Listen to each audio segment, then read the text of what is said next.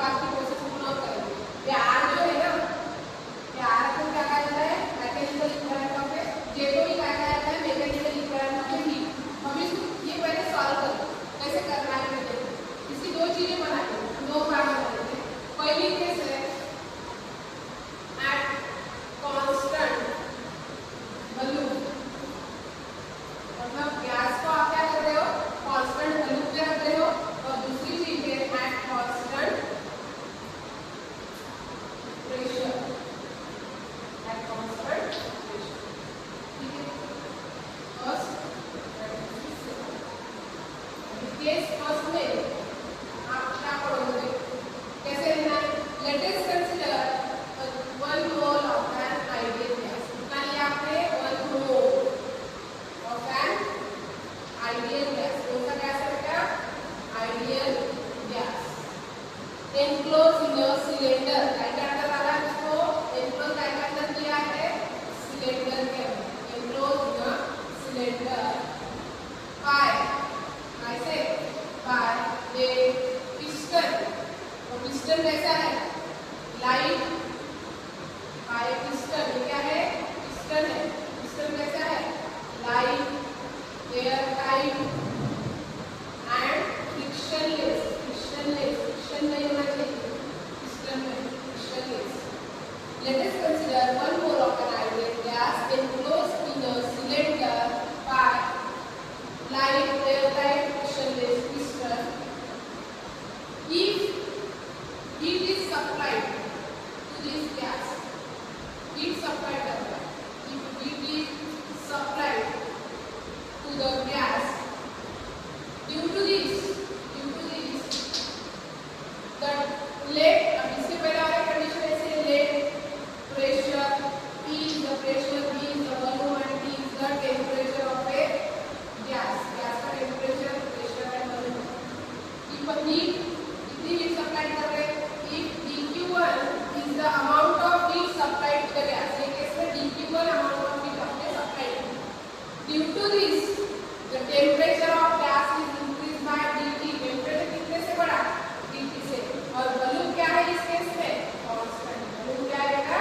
Constant. तो ये जो पहली केस है, इसमें वर्क डन की वैल्यू कितनी रहेगी? dW is equal to 0। ये जिसको समझ में आ गया वो फर्स्ट क्लास इसको डिफाइन कर सकता है। Then according to first law of thermodynamics, dQ1 is equal to dE plus dW। This is the first law of thermodynamics. But यहाँ पे D क्या है? Internal energy. dW क्या है? Work done. एंड dQ1 क्या है? Heat supply to the gas. इस case में dW की वैल्यू क्या है बेटा? 0। क्या है? 0। यहाँ पे लिख दो since dW is equal to 0। फिर आपका इक्वेशन क्या बनेगा? dQ1 is equal to D। इसी को आप क्या लिख सकते हो? एट कांस्टेंट वॉल्यूम है तो Cv and change in temperature is dT। Volume क्या है? कांस्टेंट है तो Cv लिख दिया। टेम्परेचर कितना बढ़ रहा है? dT से बढ़ रहा है, इसलिए लिख दिया Cv dt। तो ये वैल्यू आ गया। ये पहला इक्वेशन यहाँ पे समझ में आ गया सबको। आप सेकंड केस को चलिए।